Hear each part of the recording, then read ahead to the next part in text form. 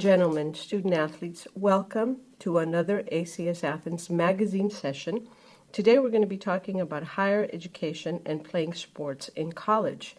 Let's see, I'm sure you've asked yourself questions about what it takes to succeed in college as a student athlete.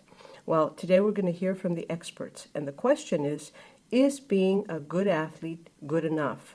We have a very special guest with us today, Mr. Tassos Kabourakis, who spends an enormous amount of time advising student athletes about the best fit colleges and where they can play sports and what it takes to succeed.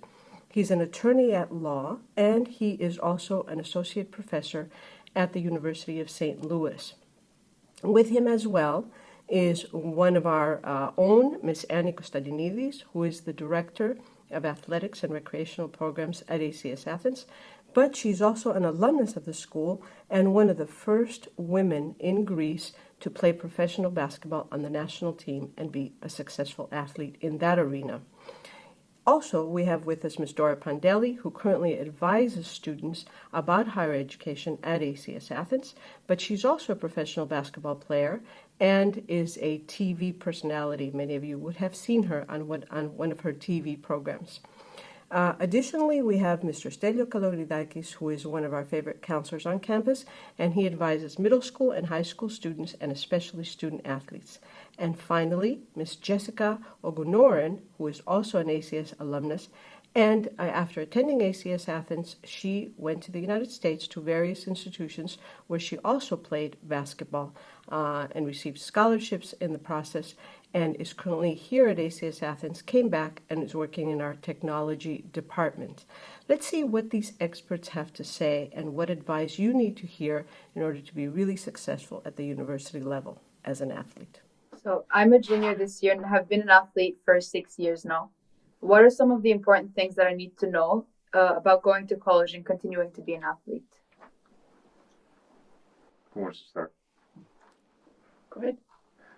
Okay, so as a great institution here at ACS will definitely confirm, you definitely need to take care of both. You need to take care of school and you need to take care of sports. So what's most important, you've been in competitive sport for a considerable amount of time, so you know what you need to do in terms of getting to the next level in terms of continuous practice and continuous improvement on your skills and in your sport. What's very important, what ACS is doing a good job here, is that you need to be also prepared academically, because the whole term of and the whole notion of a student athlete is student first and athlete comes next to it, but you need to be competitive both academically as well as athletically. So it's important to take care of schoolwork and prepare well for the standardized tests that you need to take in order for you to get the scores that you need to get to the next level. And I think you get a chance to work with great people here so that you can prepare yourself for the next level. If I can just add to that it's important, as you said, you're a junior, it's important to start early in terms of getting your personal information out there, your skill level to be seen. You need to start communicating, if you haven't done so already, with schools that you may be interested.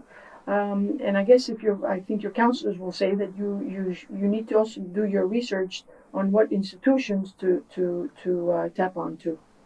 It's very important to start researching very early, because you have to choose a school based on your abilities, based academically and as a volleyball, basketball player, or whatever sport you're doing.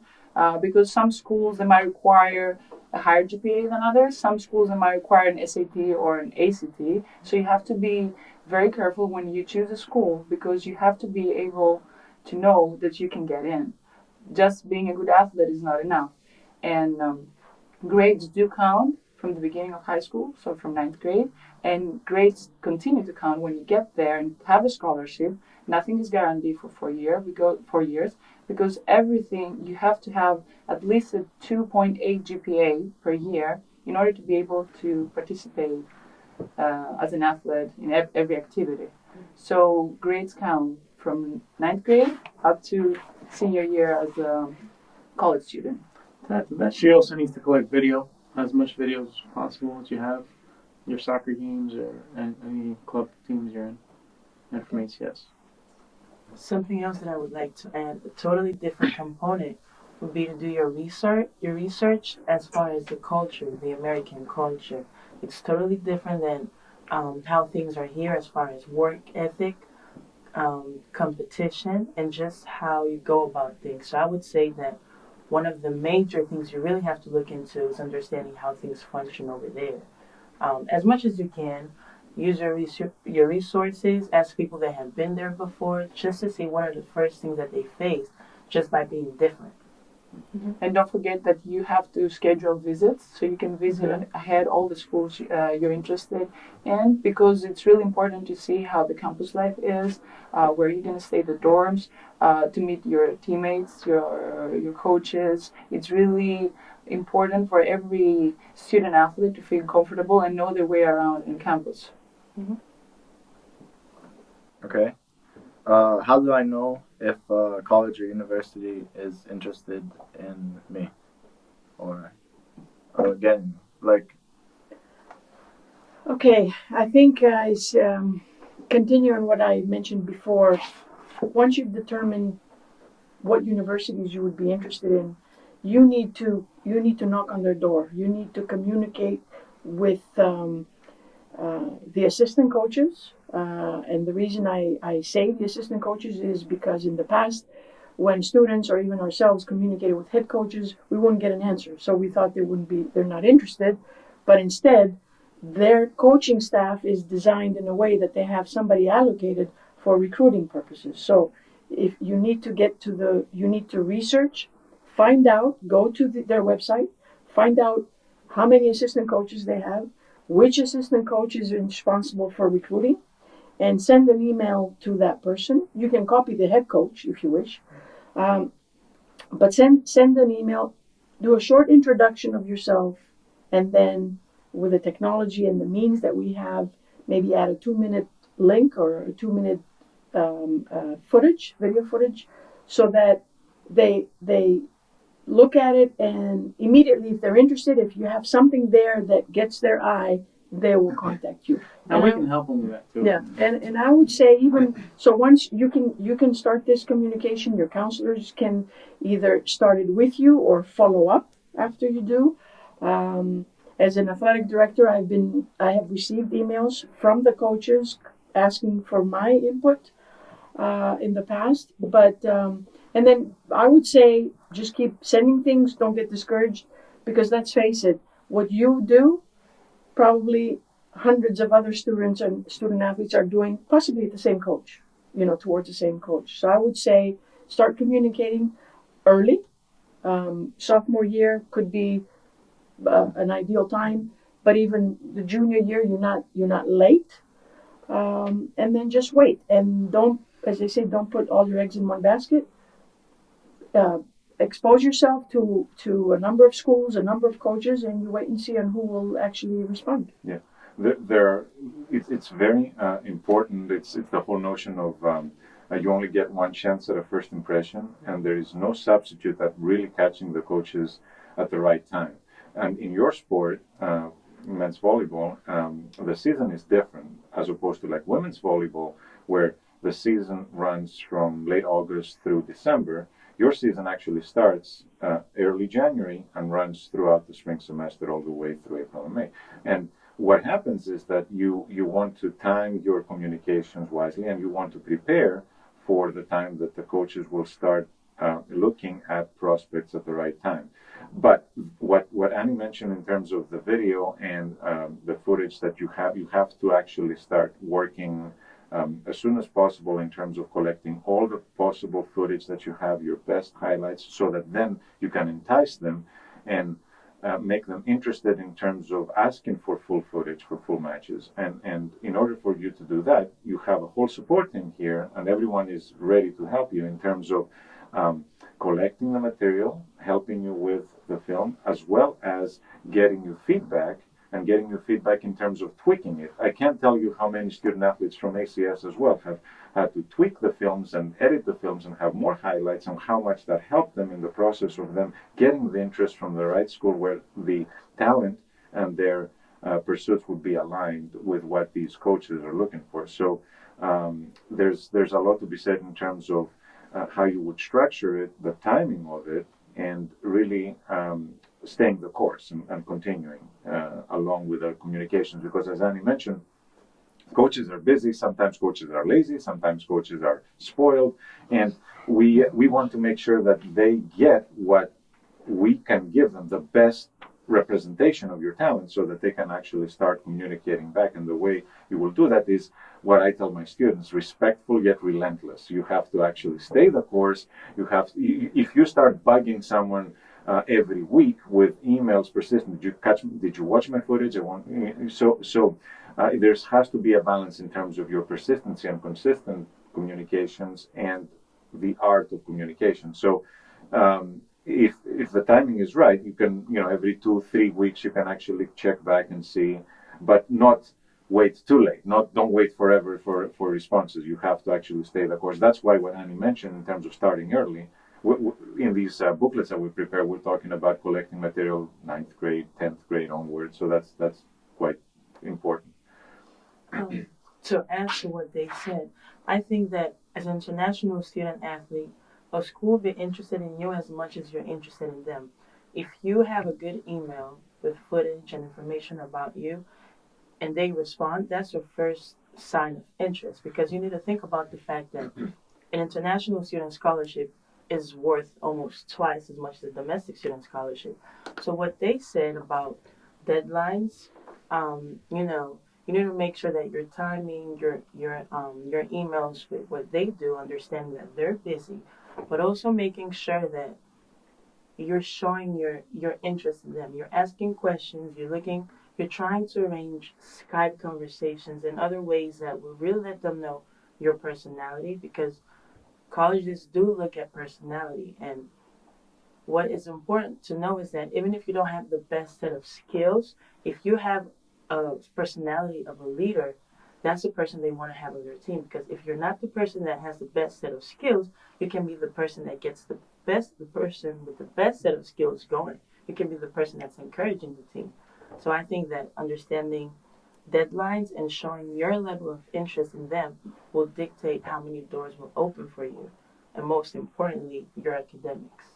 I think that's the top as international student athlete. I think it's really important to understand that as European athletes right now, because I've been an athlete myself, we have a disadvantage over the people that are over there, because they cannot come to see our games. They cannot be here over the summer that we're competing with national teams.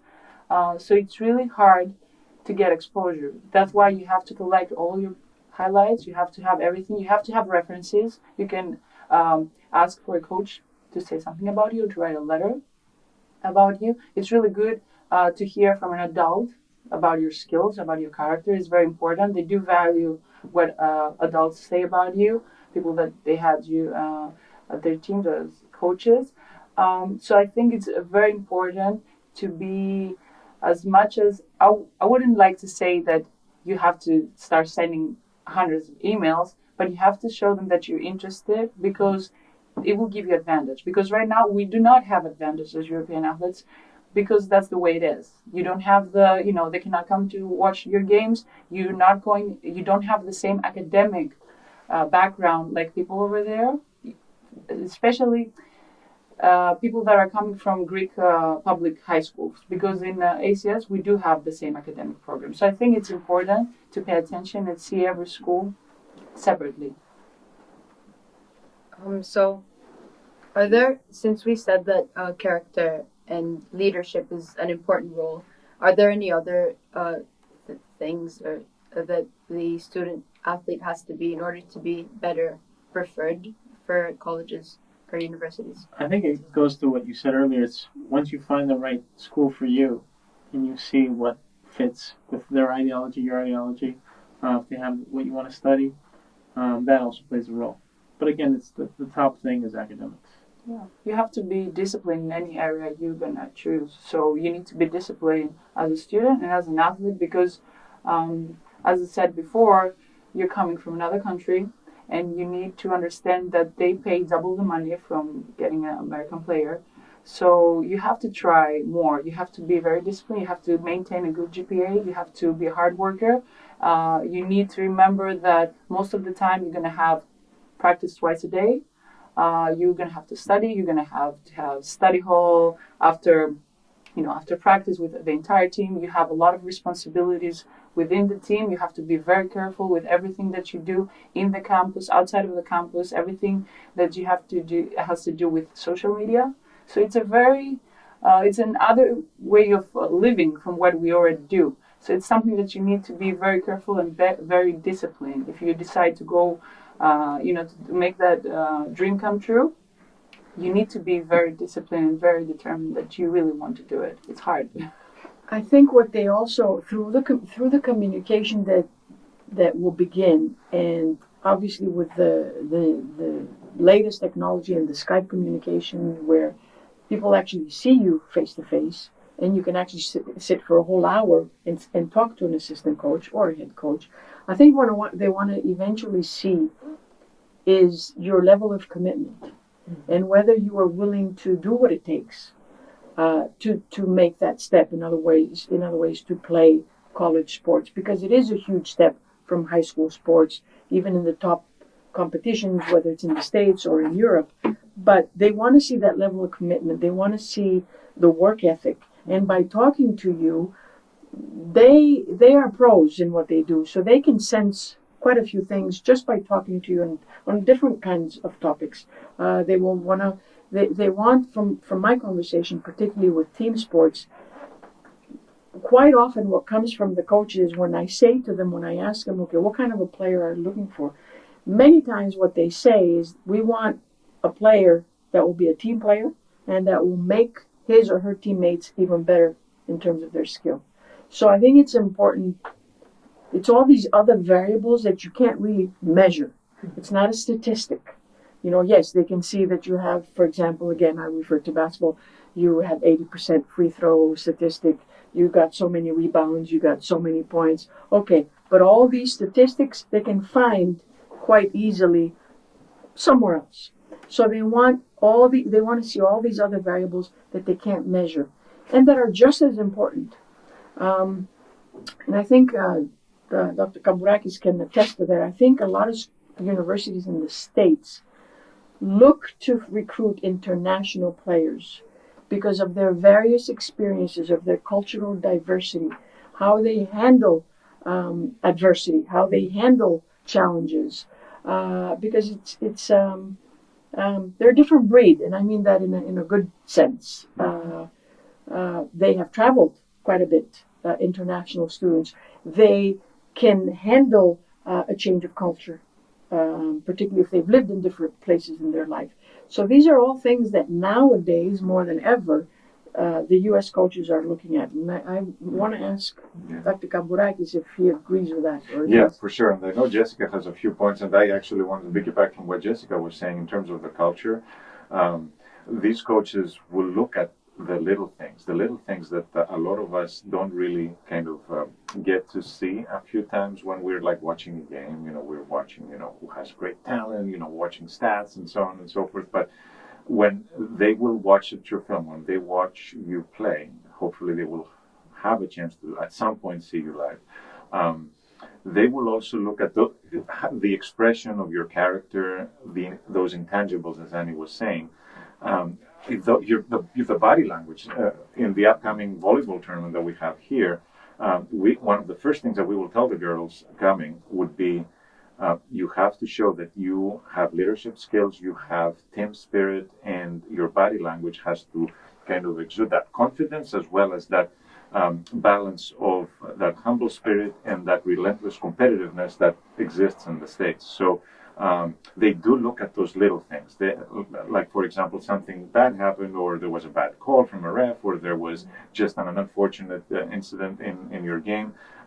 You pick your teammate up and you tap her on the back and you say, it's okay, let's keep going. Those things are the little things that they will pick up, because your talent will be there. They will see what kind of level it is, but they will look at the little things, and those little things can be expressed through body language in your sport, and they can also be expressed in those communications, as Annie was saying, in terms of how you express your level of commitment, your level of how you express your enthusiasm, your passion. They love when they have Skype communications, you have video conference calls and so on. They like to see a passionate, happy, excited young person. Everybody's in their own routines. They have all these things to worry about, but when they see a passionate, happy, smiley, strong, confident young person, this is the best thing in the world. They love this, and if you actually are able to kind of balance that with your serious, questions, serious level of communicating your desire to get to their institution, then there could be this level of communication that could take your interest, their interest, and culminate into an offer. Because I can't tell you how many student athletes, prospective student athletes, have not been able to see the interest get to an offer. It's very crucial to actually do all those little things that a lot of folks don't see, in terms of communication, in terms of the little things, in terms of thank you for your interest emails, in terms of maybe handwritten thank you notes, in terms of I'm flattered by your communication and interest in me. I'm really, really thankful of that time that you invest in this communication, and that consistent follow up with either email or whatever communication you're using. So there's a lot to be said about that, and I think that the two young ladies would actually comment more in terms of how these modern communications, in terms of social media, and how you actually have to also express your level of seriousness through your digital profile, your portfolio out there in the world. Coaches will look at that. Coaches will check out your Facebook profile. Coaches will check out your wall, your pictures. So they will see if things don't align with what you're actually trying to disseminate and what's out there. They will look. they will test that. Another element would be a person that's willing to learn. So, being here, you're probably one of the best athletes or the best athlete on your team. Now, once you go to the United States, the first disadvantage we have is strength and conditioning, and not because you're not passionate about it, but because we lack the facilities. So the most important thing is understanding that you will have to learn how to play with other players that are probably as good as you are. And that's where everything comes back in: your passion, your leadership, your body language, how you react to things. Being willing to learn will change your experience. I think it's also important to get a little tougher, because you will be sometimes disappointed when you get there, because not everything will work the way you wish. From the classes to practice, you have to be ready, to face things that you haven't faced before. From academics, it's going to be hard. It's another level of what you've been doing in high school, and especially in sports, it's really difficult. From what we know already, you have a lot of musts that you have to, be able to follow. So I think you need to tough up, and because there are a lot of people that a lot of athletes that I know personally, that they went there the first year and they came back, right? The first semester. They couldn't handle the pressure. They couldn't handle waking up 5 o'clock in the morning, go to practice, 7 to 9, then go to class, then go back to practice, then go back to, study because it's mandatory. So it's hard. It's hard. You need to be able to, you need to be careful as well, as Jessica mentioned before, and Dr. Kaburakis. What you do now, besides your grades, it really matters who you are. What's the person, they don't want to, recruit a person that goes out every night, or they do things that they aren't supposed to as high school students, and they post them everything on Facebook or Instagram or whatever we have those days, social media, because they do look at those, and they will not recruit kids that they're not doing the following a student athlete life. So it is very important. You need to be really tough. You need to be really disciplined, and you need to really know. And it's funny how you say, like, what you're getting yourself into. Oh, okay. What happens if an athlete on a scholarship gets injured during the season? She's the That's for that one. Okay, Jessica, it's all yours. What happens? Well, you redshirt. Well, that's the first option that you're hoping to have. And again, everything that we've said so far will really will really dictate how that year will go. If you've showed work ethic, leadership, that you care, that you're passionate, then you will not lose that year. With the new rules, you get that, you just sit out and you get that year back. Now, what I would say for that redshirt year, sometimes they use it as a medical redshirt year. Sometimes they suggest that as a way for you to get used to things. That redshirt year, I think, you should use as your way to set the best foundation academically. Because once basketball or any sport and academics and traveling comes back in the equation, then things get a little tougher. So, Jessica, if I may interrupt, sure. because it's an expression that is not known to many people, what is a red shirt year? Okay? Basically, oh, sorry. No, go ahead. Basically, you go through everything that the teams goes. Waking up at 5 in the morning, lifting, going to classes, study hall, but you don't get to play, which is the hardest part of it. However, it's a great way to become mentally tougher and learn the culture and learn the system. So if you have set a great foundation as far as work ethic and time management and character, then you wouldn't have to worry about getting injured, because another thing is you have trainers, you have facilities, you have some of the latest technology to help you get back on your feet. If you do get injured, though, make sure you're very honest with your athletic trainer about how you feel. There is an advantage, though. I mean, the disadvantage is that you don't get to play, but the advantage is that you get 1 extra year of studies, which allows you to go for your master's. So it's important. I mean, we don't wish any player to get injured and get redshirt, but in case they do, they need to know not to get disappointed, because they actually get an extra year of studies, which they can get the master's. And correct me if I'm wrong, I mean, that should be known, that an injury doesn't jeopardize Right. the That was, No, yeah, I yes. was an gonna injury say- doesn't jeopardize the scholarship. Yeah. They're not, they don't, well, you can speak, Right. you don't have the right to stop your scholarship because of Yeah, it. one of the fundamental principles in college athletics, in both NCAA and AAA, the entire concept of college athletics is that they are, or should be, but they are all about the student athlete welfare, the student athlete well-being. So preparing student athletes for life skills, for the purpose of their life. So one of the fundamental principles is that you can't cut someone based on injury. You can't cut someone based on athletic performance either. In principle, although practically we know that is a little bit of a much more nuanced discussion that we can have. But as long as you take care of business, both academically and athletically, you will be well taken care of. There's insurance coverage if, God forbid, you need an operation or you need rehab and so on and so forth. That will be part of your entire package. And in some instances, redshirt is used strategically. Like our student Nancy, she took this year and redshirted in order to improve her game, get more acclimated to the system. So it's not just for injuries, but it's definitely a great year to take advantage of, like Jessica said. So, since we're talking about scholarships, what's the process for us to apply for one? Who wants to start? So, Yeah, you Well, should first, start. when we're talking about scholarships, so we're talking about the National Collegiate Athletic Association, the NCAA. Division 1 and 2 are the 2 divisions that give scholarships.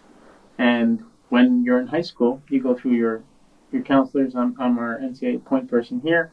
You register to be eligible. So it's the NCAA Eligibility Center. You have to prove to them that the courses you take in our school correlate to the courses they require, 16 core courses, which they do. We offer a U.S. high school diploma. And you have to prove to them that you are an amateur, that you're not getting any stipends, any agency working for you. You don't get any payments for the sport that you play here. That's the first step. Once you're eligible, then we go on for the communication with the coaches and universities. So if you play for a professional team and you get paid, you're not allowed to get a scholarship? Yes. That is correct. And that has had a long history of back and forth. When I went to transition from lawn and coaching basketball to a doctoral degree at Indiana University, things were much, much different in terms of, it was much stricter in terms of how amateurism rules would be applied. There, at that point, these ladies remember this. Even if you didn't receive money and you played on a professional team, you played at a higher level, this would have consequences. You would lose games. You could have. There was a period where that would cost you a year.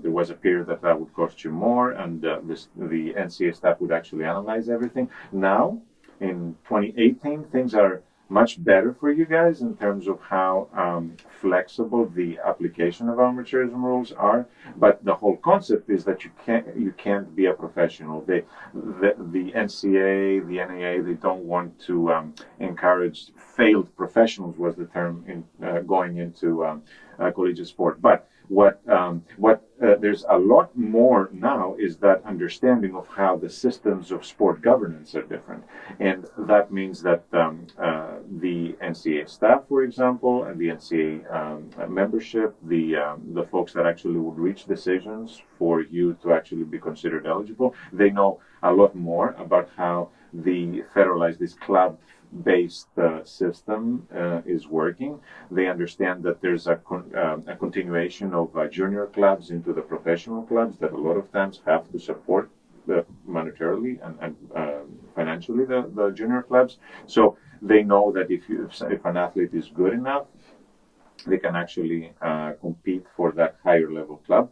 But and nowadays there's more research from both sides in terms of what could actually impact you negatively. But the whole notion is some taboos is that you can't have an agent. Some taboos still is that you can't have a contract saying that you will actually get a lot of money to play a sport and so on. So those are somewhat kind of those red flags. If you check yes on those questions in the NCAA eligibility center questionnaire, you immediately open up the door for scrutiny that arguably will not help you. So that is something that you can actually plan for future reference. So if you know you want to play college sport, you will not start getting into the whole notion of competing professionally. Because if you really want to play college sport and you really want to combine higher education and sport, you have to actually play by the rules. And Jessica's the first-hand approach on that. Her senior year. Yeah, my senior year, I went to a different team. I went to a Division League One team over here, and then I was recruited and everything. And then we started talking with an institution in the United States. And after I had actually went there and had completed the agreement, we found out that if I had participated in any games or even practiced with them, I would have an issue when I got to the United States. So what I did, I only practiced with the youth team and I gave up the women's team because, sometimes you just have to look at the bigger picture, and it's hard at your age because some years ago. But you have to think that just because of the facilities and how much people you have helping you, your years in the United States will benefit you twice as much as your 1 year here or 2 years here that you're going to sacrifice the women's team or a stipend. So just think of the bigger picture and think that I'll go there, I'll get my education for free, most likely, if you're eligible for a full scholarship, then I'll come back and be at a totally different level. The other thing I wanted to add in terms of the processes that you asked is from the get-go, it's also very important to do a self-assessment of your skill. And of course, the coaches will help you, even your counselors, because some student athletes may think that they can, play Division 1 school, and they may actually be more geared towards a Division 2 school in terms of their skill level. And nowadays, what I tell some students is, if let's say you're interested in an institution, if you go to their athletics website and they have basketball games, they actually put 3 or 5 minutes of their daily basketball games. If you watch and you see, okay, I can play there, then that's a form of assessment so that you don't waste your time in applying to a school for an athletic scholarship where the bottom line is that their skill level is way above yours. And what I also say to people is, and again, Stelios might add to that, people really don't know the difference between, or don't realize. They say, I want to play in a Division I school. There's nothing wrong with participating and getting an athletic scholarship in a Division II school. Some Division II schools have actually competed against Division I schools and have won. So the division, this notion that a Division I school is the only or the most prestigious thing to do, I think is a misconception. For me, the best fit situation is for an athlete to go to a school that caters to his or her skill level. Because first of all, they will, if they get the scholarship, they will have more playing time, and they will have, in my mind, more opportunities as opposed to going to a Division I school, for example, and not enjoying their experience in that school. And the NAIA is also and an the option. NAIA, which is another conference, which is becoming stronger, I think, now. About 250 schools. Yeah. So, and these are there are quite a few NAIA schools that have great academic programs, and they have programs that I think cater to our students, the ACS Athens students' skill levels. Yeah, and I think also we need to mention the junior colleges. This is the big part because not a lot of people know about junior colleges, and I think that if someone does not have the grades or cannot, have a certain score in SAT or ACT, they can go to a junior college for a year or two, and then, go to a Division I or Division II school, like I did. I went for a year in junior college. I got my associate's degree, and then I transferred to Binghamton University as a sophomore. Most people need to finish in 2 years their associate degree, but I had an offer from Binghamton, so I could transfer. And it was very beneficial for me because I had a really good foundation for all my classes. I had really good grades, so it was easier for me coming from a Greek public high school, to get a better understanding of the American education. And I think also I started a little bit easier if everything that has to do with basketball because it was an easier level, but it got me going, and I understood right away what I had to do once I was about to go to Division I school. And there were a lot of people that they were really good players, but they didn't have good scores in ACT or SAT. They had good grades, but they didn't have the scores. And it was really, it was really beneficial for them as well. Yeah, I think Dora's example and her experience is instrumental. It's great that you have Dora here because traditionally the JUCO or the junior college route was more of a segue for a lot more Europeans in particular, as well as other kids, from Africa, from Asia, from other places where either for lack of athletic exposure or academic preparation, they actually had to pursue the junior college route. The junior college route could also be strategic for some of the students that, we would interact with, because some junior colleges would give a student athlete a better financial deal than perhaps an NEA or a D2, and perhaps in 1 or 2 years they could really get their academic and athletic game to the level where they could even get to a higher level than if they actually went straight from high school. And in junior colleges, Dora can attest to that, you will get to work. You will get to work in your classes, and you will get to really work on your sport. And that's how junior colleges can be successful, taking you from certain areas that you need to work on and getting you to be ready for a 4-year institution. Sometimes because of the level of academic preparation and the level of student athlete that we deal with here at ACS, we don't talk a lot about that, but I'm really glad that you have Laura here and you can actually share her experiences, because she's a great example of someone who actually did it the very successful way, that transition, that step-by-step transition.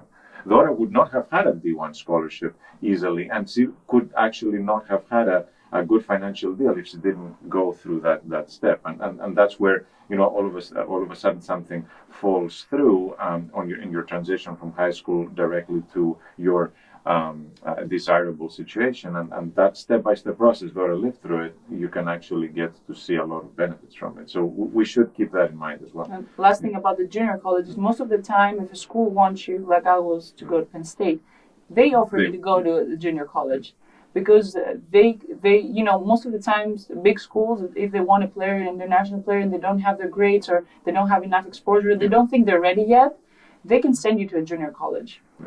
So it's easier because I will spend 2 years there and then I could transfer, Division 1, and that's the best deal I think you can get.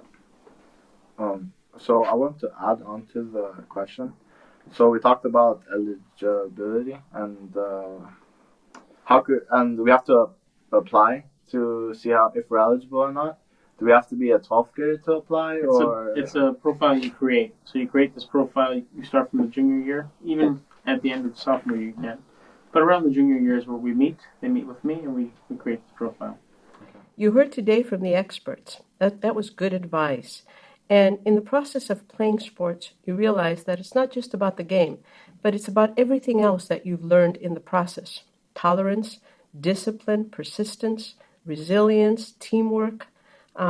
These are skills that you can take with you wherever you go, whether it's higher education, to be successful there as student athletes, and life itself beyond that. So we really hope that this session was useful for you. And if you have any comments, we welcome them. All the best to all of you.